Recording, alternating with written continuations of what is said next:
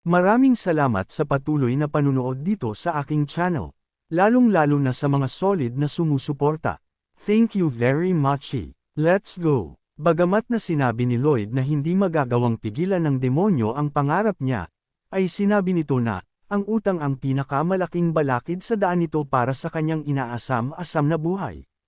Pinuproblema ng ating bida ang pagpapasahod sa mga tauhan na balak nilang i-recruit mula kay Count Cremo, kung saan sinasabi nito na, kung bayad lang para sa pagtatrabaho ng mga ito ay hindi magiging problema para sa kanya, pero dahil sa kailangan nila mag-provide para sa pagkain, pabahay at maging sa transportasyon, yun ang nagpapasakit sa kalooban ng ating bida. Sa ibang eksena naman ay nakita ng ogre na may gusto kay Emily si Greg na pumipick up line sa ibang dilag, at makikita ang pagpapakul nito habang ang dilag naman ay kiligpuet sa mga pinagsasabi ni Greg. Kaya dahil dito ay nagalit ang ogre, habang ang isang kasamahan naman ni Greg ay tinawag siya para ipaalam na hinahanap ito ni Byron. Pero nang aalis na ito ay bigla naman itong tinawag ng galit na ogre. Sinabi ng ogre na, paano mo nagagawa ito? Paano mo nagagawa ito kahit na may Emily ka na? Nagtataka naman si Greg kung ano ang ibig sabihin ng ogre. Ano bang meron tanong ni Greg? Pero tila mas lalong nagalit ang ogre at bigla nitong inatake si Greg. Pero mabilis na nakapag-counter-attack si Greg kaya biglang bagsak ang ogre. Sinabi ni Greg na, hindi mo ako matatamaan ng ganyang klaseng suntok. Dahil ang mga troops ng Fronteras Estate ay nagdaan sa mga matitinding pag-eensayo, dahilan para magawa nilang kontrolin ang kanilang mana. At isang soldier sa estate na ito ay katumbas ng 10 soldier sa ibang lugar. Kaya naman tumayo ang ogre at tila gagamit ng isang matinding teknik, gayon din naman si Greg. At pumorma na ang dalawa para sa sabayang pag-atake. At nang pagsugod nila sa isa't isa ay bigla naman sulpot ni Byron, at sinabihan na sobrang bagal ng mga ito. Kaya biglang napatigil ang dalawa sa paglalaban. Dahil sa pakikipag-away ni Greg ay nakatikim ito ng sermon kay Byron at sinabi ni Byron sa kanya na kailangan niya mag-impake ng gamit dahil sila ay aalis papunta sa Cremo. Pero ang dalawa ay masama pa rin ang tingin sa isa't isa na animoy sinasabi na hindi pa sila tapos. Tinanong ni Greg kung ang pagpunta ba nila sa Cremo ay para mag-recruit ng ibang workers. Sinabi naman ni Byron na, oo dahil may plano si Master Lloyd na isang major project kung saan magdedepende ang ating mga buhay. Pero sinabi ni Greg na, sa palagay nito ay hindi na nila kailangan pa na magpunta sa Cremo para mag-recruit. Kaya napatingin si Byron sa kanya. Samantala, makikitang tululaway pa na natutulog si Lloyd nang may mensahe na dumating at sinasabi na, ang kanyang mga achievement at titles ay nagresulta sa isang compound effect. Kaya napatanong si Lloyd kung anong klaseng effect ang tinutukoy ng messenger. Sinabi ng messenger na dahil sa nagawa ni Lloyd ang pagkakahuli ng traidor sa kanilang bayan, at pagbabayad ng kanilang mga utang. Pagkatapos ay ang pagtanggap nito sa mga refugees at pagpapatira sa mga ito. Pati ang mga kalamidad na dumating kung saan siya ang nanguna para matalo ito, kung kaya ang lahat ng tao sa kanilang estate ay gustong suklian lahat ng kabutihan na ginawa ni Lloyd. Nagtataka naman si Lloyd kung anong sukli, at kung paano nila iyon gagawin. Hanggang sa may marinig ito sa labas ng kanilang mansyon. Pagtingin niya mula sa bintana ng kanyang kwarto ay nakita niya ang napakaraming tao, na sinasabi na, bigyan mo kami ng trabaho, at kahit ano ang iutos mo Master Lloyd ay susundin namin, hindi muna kami kailangan bayaran kaya hayaan mong tulungan ka namin, masayang sabi ng lahat ng tao na nandito. Pero sumigaw si Lloyd na manahimik kayong lahat. Kaya naman natahimik ang mga villagers. Sinabi ni Lloyd na, may isang bagay lang akong hindi pinagkakatiwalaan, yun ay ang paggawa ng isang bagay ng isang tao para sa iba. Pero kung para lang naman sa sarili ninyo ay maniniwala ako sa kahit anong sasabihin nyo. At anong sinasabi nyo na hindi ko na kailangan magbayad? Well, nakakahiya naman. Pero wala akong plano na magbigay sa inyo ng kahit anong bagay na libre. Kaya kung iniisip nyo pa rin na magtrabaho ng walang bayad, simulan na natin ang pagpirma sa mga kontrata. Matapos sabihin yun ni Lloyd ay naging masaya pa rin ang mga tao.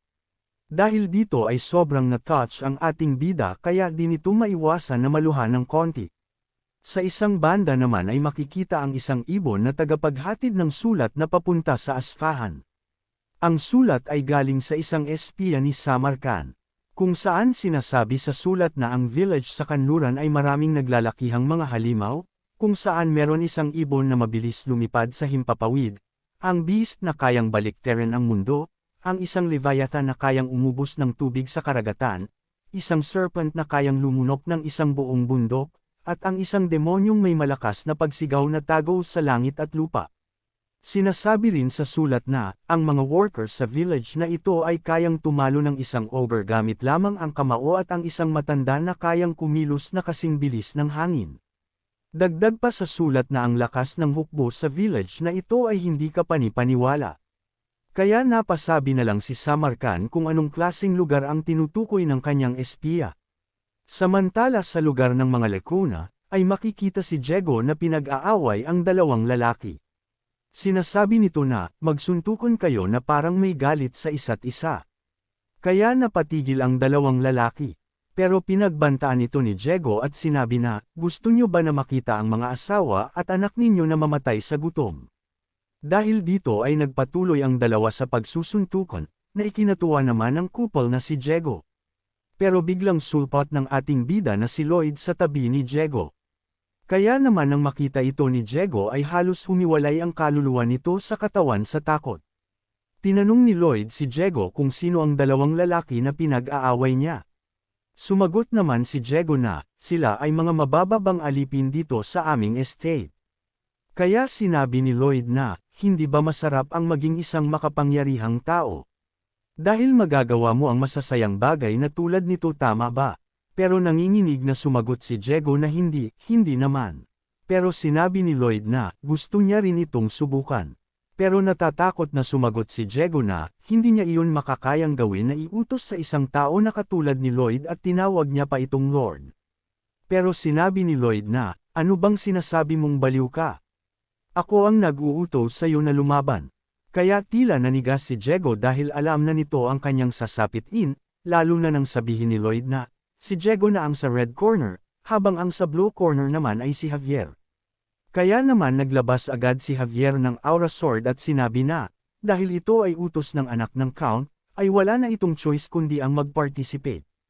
Kaya dahil dito ay nagmamakaawa si Diego na wag itong gawin ni Javier at alisin nito ang kanyang espada. Kaya sinabi ni Lloyd na, bakit di ba siya pwede gumamit ng espada, edi kung ganon ay alisin mo din ang espada mo. Pero sinabi ni Diego na, hindi naman dahil sa espada, matapos ay lumuhod at humingi ito ng tawad kay Lloyd. Sinabi ni Lloyd na, palagay ko ay sobra nga naman kung sa isang sword master kalalaban, kaya ako na lang ang kalabanin mo. Kaya dahil dito ay mas lalong di na may pinta ang pagmumukha ni Diego na tulo-uhog at halos lumabas na ang mata dahil sa takot. Nang biglang binigyan ito ni Lloyd ng isang humahagupit na sapak kung saan kinain ng buo ni Diego ang kamao ng ating bida. Kaya ayon nakatulog ng maaga si Diego.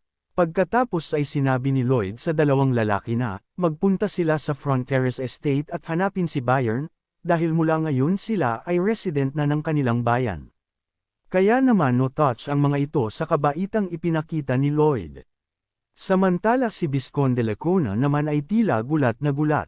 Siya pala ay natutulog at sinabing muli niya na naman na napanaginipan si Lloyd. Kaya sinabi nito na, napakasama naman ng simula ng aking umaga. Nang biglang may kumatok sa pinto ng kwarto nito at sinasabi na, may gusto itong sabihin sa kanya. Pero galit na galit si Lacuna at agad niya itong pinapaalis. Pero sinabi ng taong kumakatok na, ang kailangan niyang sabihin ay isang importanteng bagay na kailangan malaman ni Lacuna agad-agad. Kaya naman dali-dali na tumayo si Lacuna at kinuha nito ang kanyang latigo. Pero pagbukas nito ng pinto ay bumungad sa kanya ang malagaling pang impyerno na pagmumuka ni Lloyd na sinasabi na long time no see. Kaya naman nagpanggap na lang ito na hinimatay. Kaya napatanong si Lloyd kay Javier kung nakakatakot ba ang pagmumukha niya. Sinabi naman ni Javier na, oo dahil ang pagmumukha mo ay isang bagay na hindi kaaya-ayang tingnan. Pagkatapos nito ay sinabi ni Lloyd kay Lacuna na tingnan nito ang daang iyon sabay turo sa may bundok, At sinabi ni Lloyd na, gusto niyang ipaalam na puputulin niya ang lahat ng madadaanan sa paggawa nito ng quarry. Kaya napatanong si Visconde Lacuna kung bakit biglaan naman ang gagawin ni Lloyd. Pero sinabi ni Lloyd na, kailangan ko pa ba talaga magpaliwanag sa'yo? Habang hila-hila ang biguti ng matanda. Pagkatapos ay sinabihan ni Lloyd ang mga tauhan nito na, magbibuild tayo ng isang diretsong daan mula sa quarry hanggang sa ating bayan, dapat ay diretsyo lang at walang kurbada. Pero nakaharang ang mansyon ni Lacuna sa kanilang gagawin. Pero dahil sa sinabi ni Lloyd na dapat ay walang kurbada ay pinangungunahan ni Greg ang paggawa ng daan kung saan nahati sa dalawa ang mansyon ni Lacuna.